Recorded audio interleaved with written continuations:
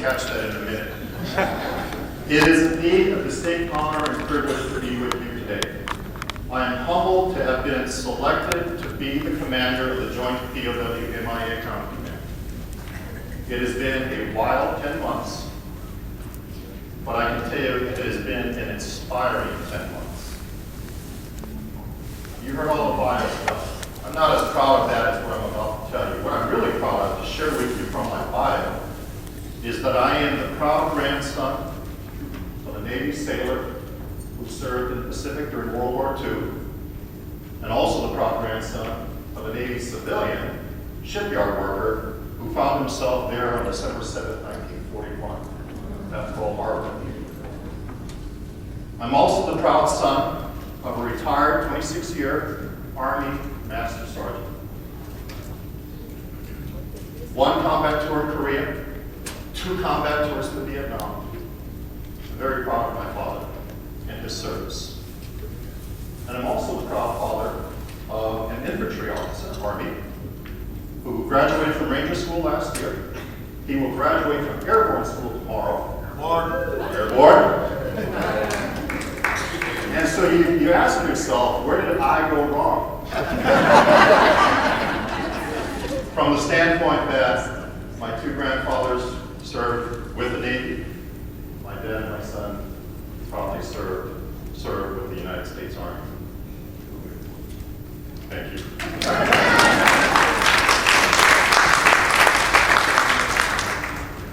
I'd like to start off my remarks today to talk about and highlight our people. And you'll see why after I go through 3 of these slides with some pretty cool pictures. Many of you are familiar with JPAC's 3 mission sets: search for, recover, and identify. So when you talk about search for, here in this picture, it's taken in NG Village in Kwangwon province in South Korea. This is a town hall where our JPAC researchers, Army Sergeant First Class Jesus Encias, Marine Corps Staff Sergeant Carlette Oswood, and Navy civilian Ben Franson found themselves in a town hall with village elders. They ended up meeting eventually 24 elders during this engagement. And the hope in engaging these elders in this village was to generate leads. And in this case, it was a successful engagement from the standpoint that they were able to generate a lead that led to a burial site that they and their South Korean counterpart would then follow up on. And I'll talk about this small, agile team and what we've done with that to leverage that experience. The second part is recover. Here's a picture of forensic anthropologist Dr. Paul Evanovsky. Paul is one of our talented forensic anthropologists. Here he's leading a JPAC team in doing some phase 2 testing on a site in South Korea to look for forensic and or material evidence from this site here. And lastly is the identification part. This is Dr. Maria Teresa Tersigny-Karen. Great story. One of our newest hires in the Central Identification Lab at JPAC. Maria Teresa is a forensic anthropologist. The American Academy of Forensic Sciences bestows its highest designation, called a diplomate status, on forensic anthropologists that meet just an eye-watering, mind-numbing certification process. I saw the requirements that these scientists have to go through to earn that diplomate status, and it is just mind-numbing. Earlier this year, Dr. Tersigny-Karen became the 11th JPAC anthropologist to earn the diplomate status. Now you say to yourself, 11, no big deal. Except for the fact that there are only 75 in the world. And JPAC's Central Identification Lab has 11 of those diplomates.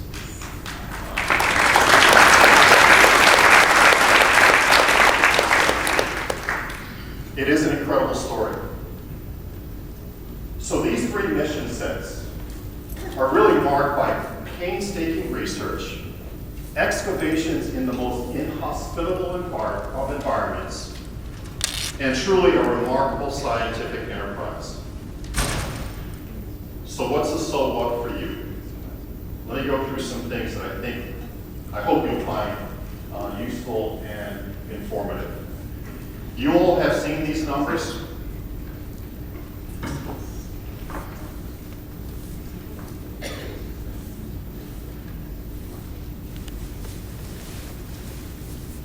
If you look at those numbers in between, you'll see that we've done a lot over the last 10 years to prove the mettle of what this operation is all about. And we're proud of this fact. We're proud because this translates for each of you a tangible outcome, closure for those families who are still left waiting.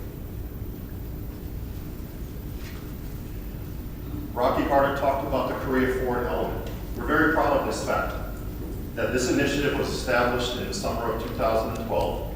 And what this is a small, agile team that we put in South Korea. They're actually based out of Seoul. And they provide us a multifaceted, in-country, mobile, agile team by which we can accomplish those 4 things you see there. I think what's exciting about this concept is the expansive outreach that our team has with the South Korean populace. Because in many cases, and somebody alluded to it earlier, is we are dependent upon information. We're dependent upon information from locals who, while they may not have seen it, they may have heard about a crash site, a burial site, or their ancestors telling them that this is what happened back in the 50s.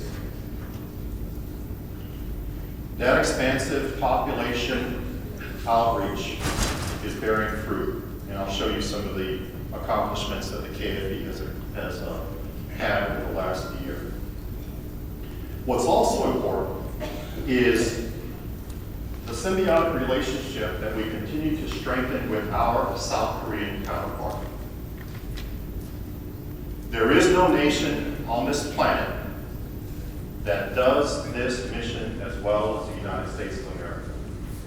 There is no nation on this planet that spends as much time, resources, and effort to accomplish this mission. When I meet with my counterparts in foreign nations, they are always amazed at the United States' commitment to the fullest possible accounting of our missing servicemen and women. MACRE was established, and that you hear that plagiarism is the highest form of flattery. We're glad that MACRE literally picked up, learned from what we at JPAC had already tried, had already tested, that even when you go to MACRE, and I was there with Rocky in February, their logo is similar to ours. How they name their divisions and sections within MACRE is similar to ours. Their standard operating procedures look like ours. And we have a tremendous relationship with them. We look at the Republic of Korea as being the nation closest to us in terms of its commitment. And the numbers for the Republic of Korea, South Korea, are staggering. you heard our numbers. Just from the Korean conflict, the Korean War, they are searching for 130,000 soldiers. And so they have a vested interest in this. Again, through Dr. Holland, through Dr. Mann, through Mr. Webb, and the rest of the JPAC team, we were instrumental in standing this organization up. Because it is a symbiotic relationship. We can learn from each other, but more importantly, we can help each other out on our investigation and recovery missions in the Republic of Korea. So what have we done? You heard about the two soldiers that Macri found. As part of their investigation, they came upon a burial site with two individuals, sets of remains, clearly with U.S. uniforms and other identification. Immediately called us. We worked this joint recovery expedition, and those two soldiers were brought back to the United States. And earlier this year, our laboratory identified these two individuals, Lieutenant Todd and Master Sergeant Rachel. Macri helped us get to there. We've also done phase 2 testing with Macri. I mean, you see the accomplishments. One thing that I think happens, and the only reason it happens is because of trust that develops, it's because of relationships that get solidified, is them trusting us enough to take us along to their engagements with their veteran groups by touting our mission and what we're doing there with the populace, by including us in their Korean War commemoration. It is such an important relationship, and one of the primary reasons we established this forward element was to leverage and enhance that relationship as much as possible, and it's bearing fruit.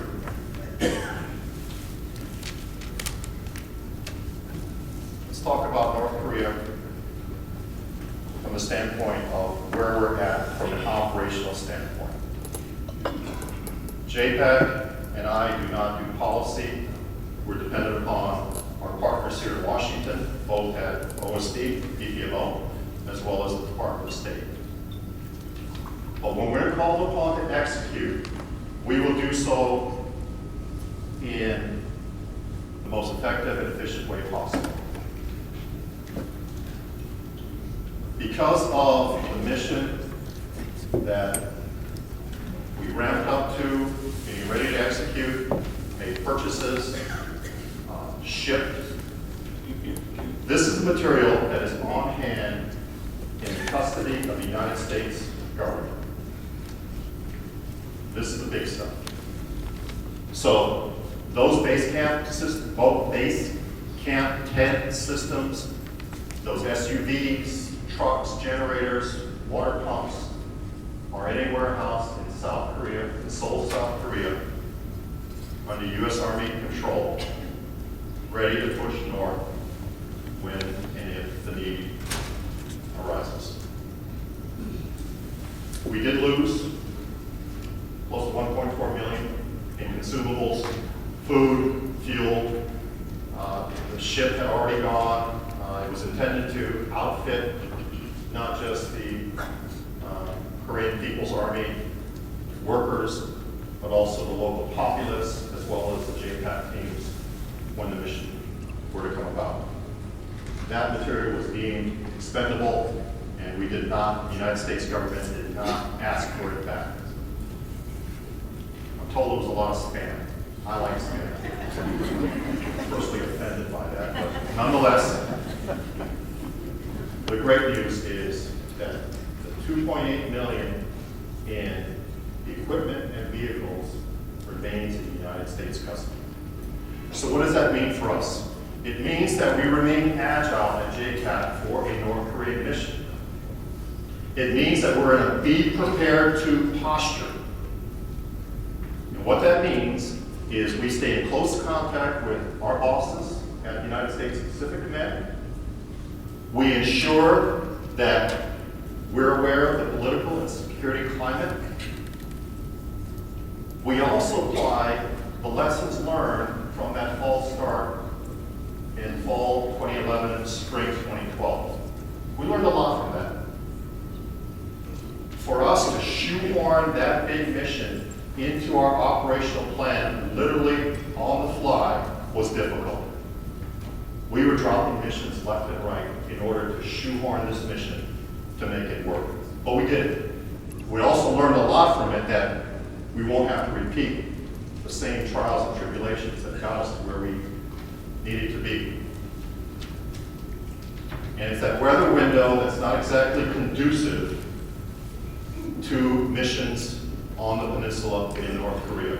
So we're aware of that. So what does it mean if we were to be given the green light to go back in? It would mean that we would have to again shoehorn this mission to North Korea into our operational plan. We're prepared to do that. I can assure you that if the green light is given, this will be a high priority mission.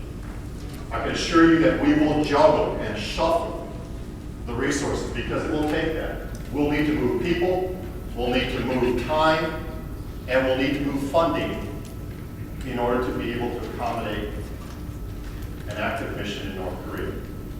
We'll be prepared to do that. We did it once before, we learned from it, and I think it'll be even more streamlined to allow us to be able to do so should the green light be given for JPAC to do that. It does take time on all the logistics planning and all the training. This is not something that can, again, happen on a dime. So again, we'll be prepared to shift resources to be able to accomplish that training, to be able to accomplish the logistics planning to make this an effective and efficient mission. You've heard about disinterments. We're very pleased that with our partners at the Department of Defense, DPMO, as well as the Department of Army, last fall, we were able to streamline the disinterment process, the approval process, that is bearing fruit. It used to be a rather laborious process for us to justify disinterment.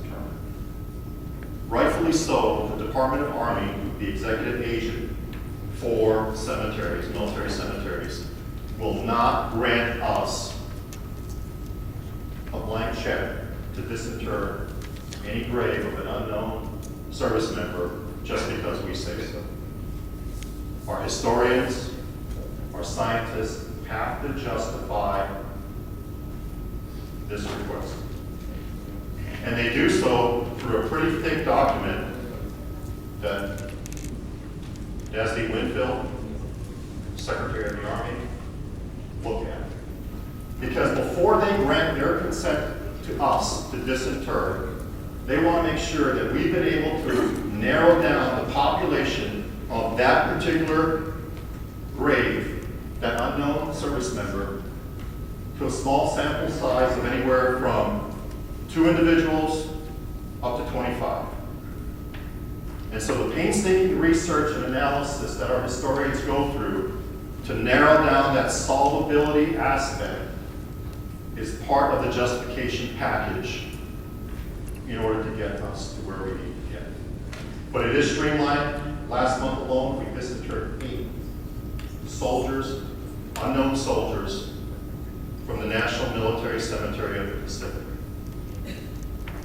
Those 8 now are in our laboratory awaiting identification, that we're confident that in due time, those 8 soldiers will be identified and returned to their families. 25 identifications from the disinterment process. I talked about the remarkable scientific enterprise that we have. We are very proud of what our Central Identification Lab has done and continues to do. You'll hear more detail from Dr. Tom Holland. Many of you know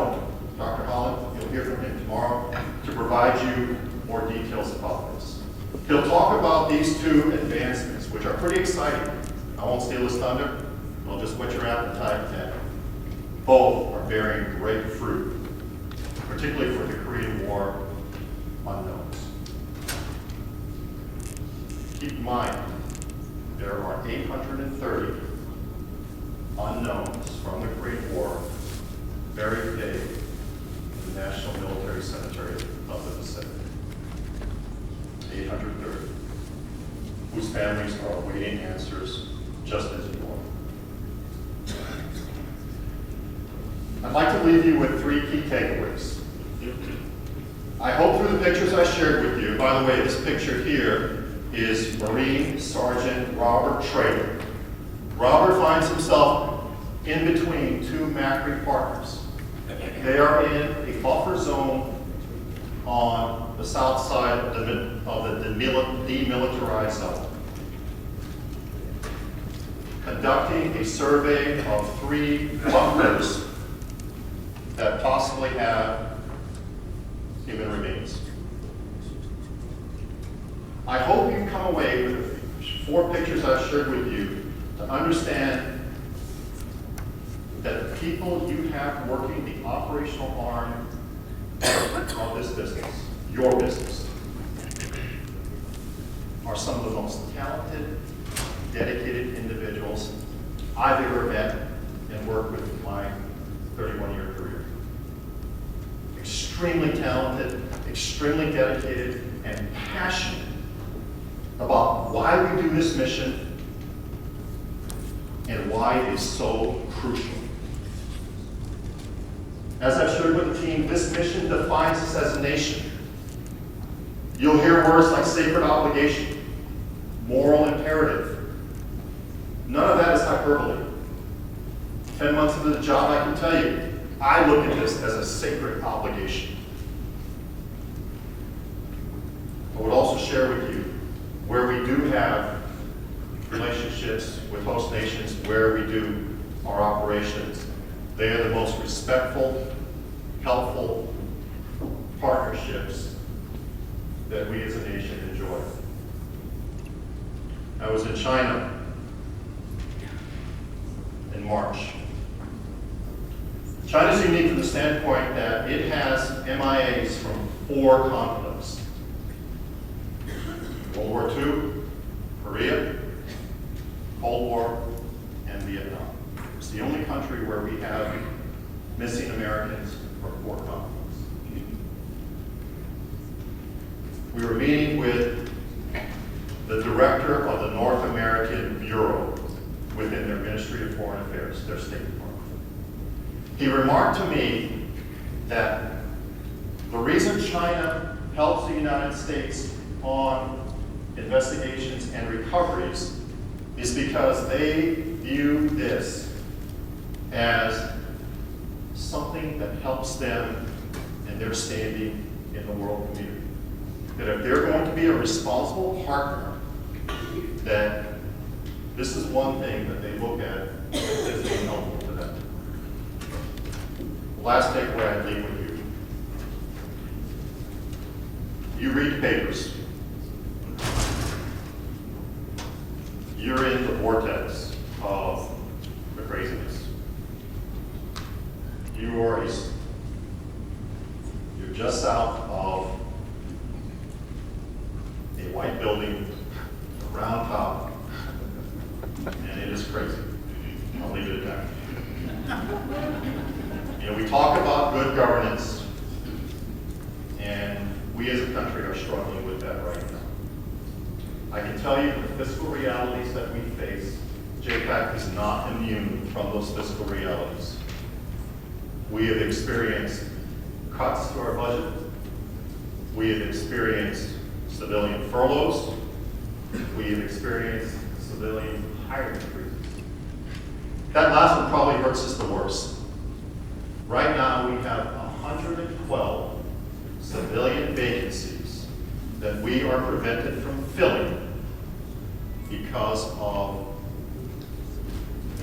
budget and fiscal matters. 112 civilians, a lot of whom would be working in our laboratory, several of whom would be working in our research and analysis. So physical realities are something we are not immune to, which is causing us to have to encounter and put forward operational trade-offs. We're having to drop missions. We're having to slim down missions. We're having to pull back on our ability to be able to execute what we would like to execute. Despite the challenges, I can assure you that we will do whatever needs to be done, however it needs to be done, to be able to fulfill our motto, which you see there, until they are full. Again, it's a distinct honor and privilege to be with you. I can tell you that being the son of an Army veteran, combat veteran, grandson of a World War II veteran, I know I'm blessed to be able to have grown up with my grandfather and father. I know it's a hole in your heart. I know it's a void that we as a nation must continue to remain committed to fulfill that void. And I can assure you, the professionals at the Joint DOW-MIA County Command are truly seized with this mission and being able to fulfill our solemn promise to your loved ones who took up the call to arms, and to you who just want answers.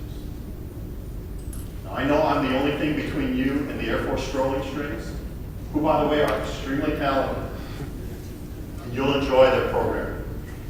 But at this time, they open up the floor to questions. I'm going to ask Dr. Holland and Johnny Webb to come up here because they forget more in a day than I've come to learn in 10 months. So what I don't know, I will look to them to answer. I'm not sure why they're wanting to come up.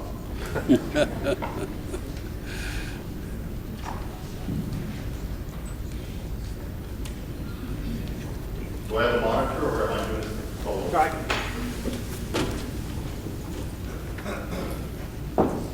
Got a question here, Rich.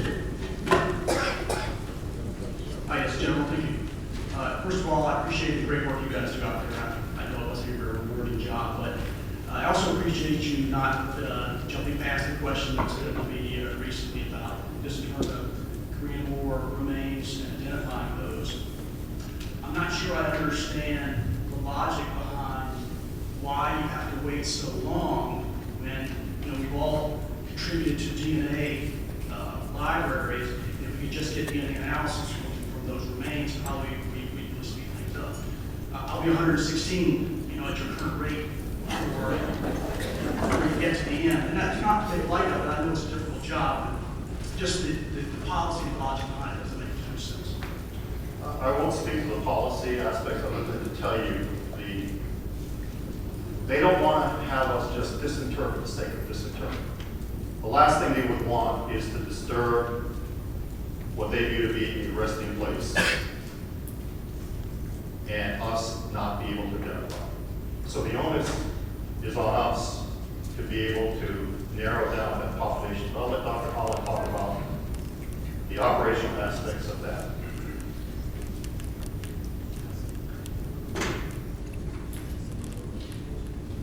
Couple things. First of all, to date, none of the remains that we've exhumed, well, let me take that back. I'm going to talk about this tomorrow, actually. Only one of the cases that we've exhumed from the punch bowl from the Korean War have we been able to get verifiable DNA. So DNA is not an option, really.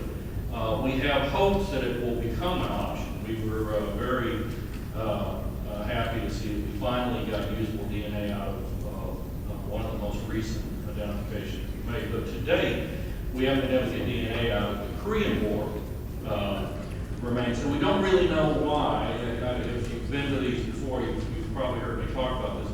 We think it has to do with how the remains were treated in 1954 and 55. Before they were shipped, all the remains in Korea were taken to a central identification laboratory, a predecessor of our existing laboratory. And they were analyzed really by some of the best forensic anthropologists in the world at that time. And what they were unable to identify is what ended up being buried at the punch bowl. But before they were shipped to Hawaii to be buried, they were soaked in formaldehyde for 24 to 48 hours. And then they were covered with an embalming powder called hardening compound, which is about 10% paraformaldehyde. So they've been steeped in formaldehyde, and one of the things that destroys DNA or locks it up anyhow is formaldehyde. So we think that that's probably the reason we're not getting DNA. Having said that, we're really making some great strides in identifying the punch bowl unknowns through chest X-rays. And I'm going to talk about that tomorrow. I've talked about it in the past. By the end of this summer, we will be testing a computer program that will allow us to essentially triage all the X-rays in much the same way that the police departments use fingerprint. You've seen this on TV and so on. They get a fingerprint, they run it against a computer, and the computer compares that fingerprint to the millions of fingerprints that are on file in a computer system. We're essentially going to have that capability. We'll be able to compare an X-ray of a collarbone exhumed from the punch bowl to 8,000 X-rays, and it will pick out the most likely matches. So we think we're going to be able to make identifications, at least for any of the remains that have a collarbone. You know. So DNA is not the option. There are other options, though. I'm as frustrated as you are with not being able to get the remains out of the ground fast.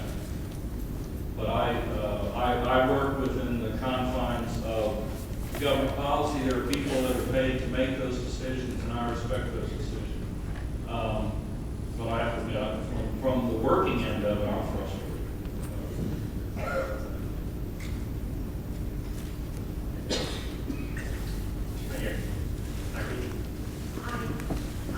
I'd like to know a little bit more about the auxiliary that we now have, and I believe it's Nevada.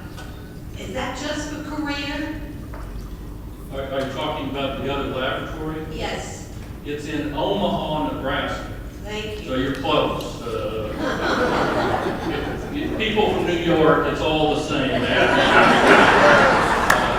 Omaha, Nebraska.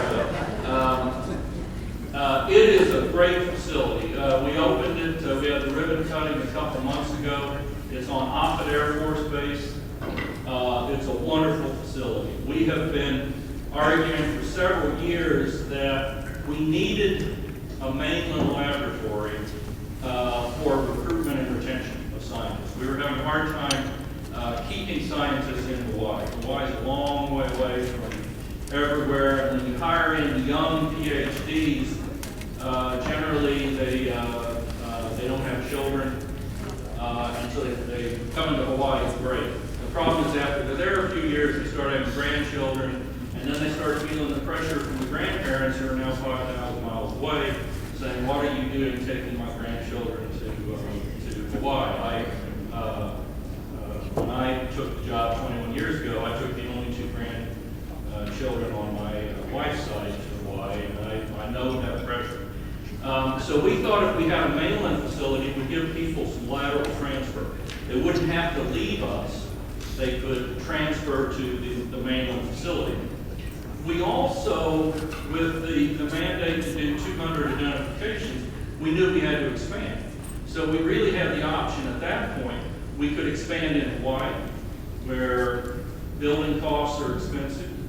and we've still got this recruitment and retention problem, or we could expand on the mainland. So that's what we did, is we created a lab in Omaha, Nebraska. We opened it a few months ago. It's a wonderful facility.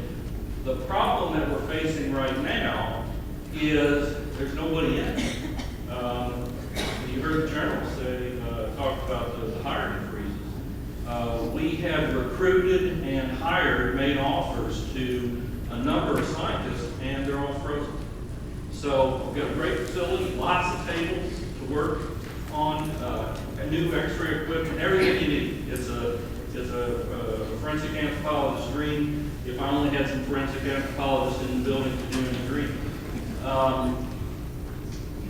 So that's a long, shaggy dog answer. To get back to your specific question, it is going to be a full-service laboratory.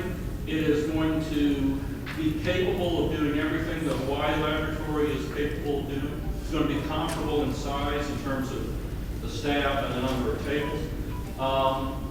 But my guess is we probably, at least for the next few years, will try to focus the Omaha lab on World War II and some of the Korea casework. But we don't have any hard divisions. What I don't want to do is get into a situation where there's no rhyme or reason why a case is in one place versus the other. I want to have some clear fracture lines so that we know that all World War II stuff is there, all the exhumation stuff is there, and then Southeast Asia and maybe North Korea recoveries will be done in Hawaii, something like that. We haven't worked it out because, frankly, we don't have to. We don't have anybody there to do any casework. From that.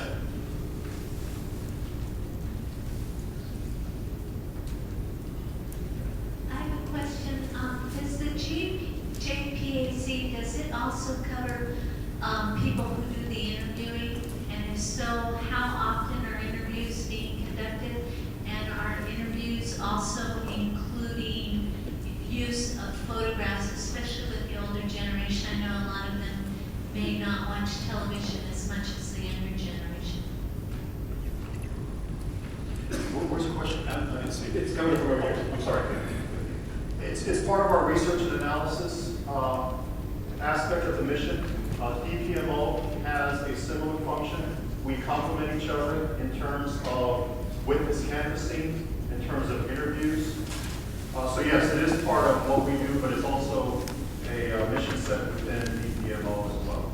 Can I ask, I guess this is a suggestion, but I have seen it work in other cultures, have they considered doing photo montages that travel through the countryside with photographs of individuals, because it's a very successful way people begin to look, they begin to talk, it draws attention, people come to the display, and then it may jog a memory, because as we all know, the numbers of people who were actually alive at that time diminished by the minute. And I came 12 years ago, and we were talking about the interview process, and I think that's probably something that, from my point of view, needs to be addressed more strongly and more urgently. Yes, ma'am, and we're doing it. Give you two examples that I think are bearing fruit.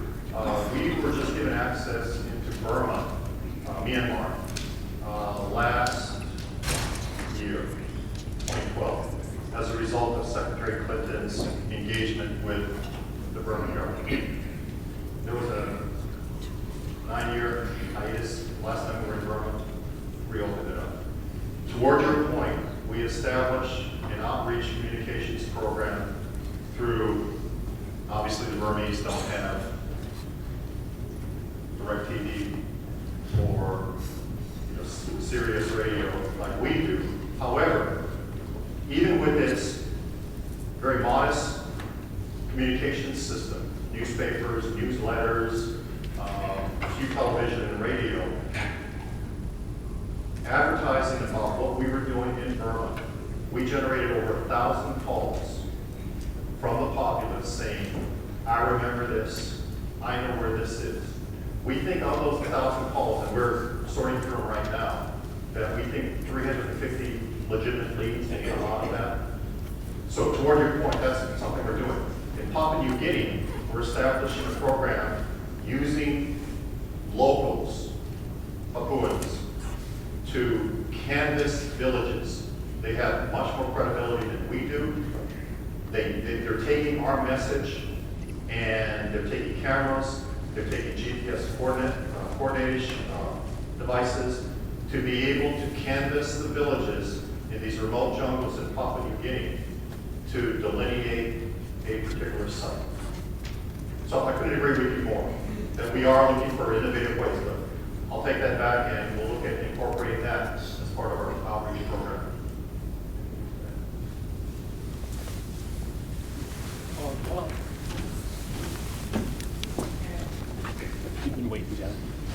Thank you. For those who don't know me, my name is John Zimmerly. For clarity, there was a question that came up earlier about the other nations that participated in the United Nations effort. There were about 60,000 from the British forces, about 25,000, I believe, from Canadian, about 17,000 from the Australians. The Turks were there, and a few others as well. And those family members are as active as you are. Their governments aren't quite as active as ours, and they've asked for our assistance. I coordinate with those other family groups, and their main concern is that they have furnished DNA analysis or test samples and supplied them to the U.S. government, but they've not gotten confirmation back that you have actually received them. So sometimes they get 2 and 3 requests and they've already sent the DNA. So they would like some sort of confirmation that you actually do have those DNA samples on file. Is that also good? Well, it's our deal to see if they've actually got them in the lab. But I will tell you, John, that we have, I've worked with them, some of the folks have worked with them, and I know we have received a number of those family reference samples from the Australians. And we talked to Jim Cannick about how many they have. I think you'll probably have that information tomorrow. Okay. Why that's important, why are we doing extra work for the other nations? Because they look like us, and because if they supply the DNA through the process of elimination, we might be able to remove one of the remains from our consideration. So their analysis helps as much as an extra challenge. Anyway, getting back to the actual question at hand, all morning long we seem to have been hearing primarily from DPMO talking about missions in North Korea and elsewhere, excavating remains and ID remains. And it seems that most of the conversation from DPMO was actually addressing what JPAC has been doing. And so we're really kind of concerned about what DPMO actually does. Now in 1995, I think when I first got started, I met with DPMO and I was told your mission statement was full as possible accounting of our missing servicemen.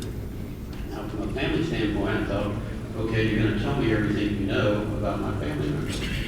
But as I got involved in this, I've learned that the POW-MIA accounting community defines accounted for as a remains that's been acquired and physically or forensically identified, and the family members have been notified. Is that correct? That's how the current law reads. Sorry? That's how the current law reads. Okay, well then if DPMO has that in their mission statement, and they don't have the forensic abilities that JPAC has, then they could never accomplish their mission statement. So then later, I understand that DPMO's mission statement has been changed.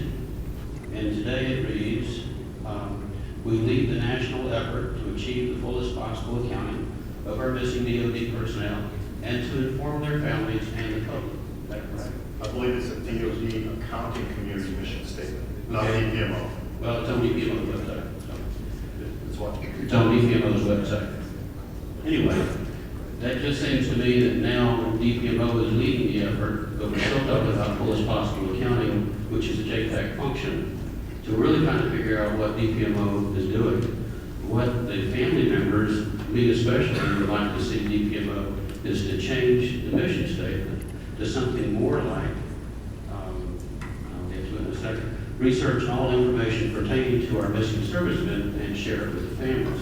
We would like to see DPMO, since they're right here in Washington, to do research in the National Archives fully and share it with the families. And I know that you have one researcher for the I occasionally see him at the National Archives. He doesn't seem to have a database with him of even the guys that are missing. John, I can interrupt 1 second. You're a day ahead of us, and and we're gonna brief this tomorrow. Okay. And we've got some more questions. Okay, well, but one of the One questions, question from the general. one of the questions, I'll give you the line back. Currently, you have on your website the PEMCOR list. The what? You have the PEMCOR, the personnel missing. That's on DPMO's list, on the DPMA. That will be covered tomorrow, I promise you. What we would like to see is you not rely on those designations as field in action, MIA, or POW that you got from the services, and you claim you cannot change them. That's okay.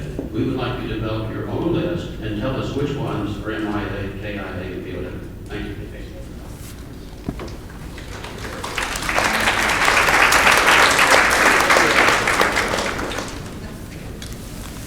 Again, there's a unique role for DPMO. DPMO has made up of technically two organizations. I'm dual headed. I'm the director, again, the director of DPMO, a field agency for the Department of Defense. We have a very specific role into research, development, and investigation. That's why we were developed. I'm also the Deputy Assistant Secretary of Defense for POW and Missing Personnel Affairs. I am responsible for everything that has to do with POW and MIAs, both from previous wars and current wars. And the law says that I am responsible for policy, control, and oversight. I am responsible for the entire accounting community. And that's why when you say we're talking about the contributions that the entire community makes. And JPAC has the lead on as an operational arm. But they have to work with, as I briefed earlier, with several other organizations in order to be able to accomplish their mission. First, they need to have DNA identification done. 80% of those are done now. Without AFNIL, they could not make identifications. So again, there are very clear roles and missions. I will tell you that that will all be changed very soon. If you've been watching the news, you'll see that that is a concern. The concern right now is that there is not a single belly button for POW-MIA. And if you watch any of the hearings, that is a concern because although I have the legal responsibility, I have no authority to be able to execute any type of control, if you will. So that's going to be addressed. I think next year this time, John, you're going to get all the answers you need, buddy. So again, hopefully you now see the distinction between what we do. We're not trying to take credit for JPAC. We are, again, a part of the accounting community. We lead the national effort. We lead the accounting community in our ability and our desire to try to get you the fullest possible accounting. And I think some people have some kind of concern with that. I think John does. But I will tell you that we work together in unison as a team, all of us. There are 11 different agencies working for 8 different commands, and we do it now in unison. We've not done that well before, but we're doing it now. And now Congress has directed that we figure out a way to institutionalize this, codify it. So I think you're going to see that in the near future. Matt? What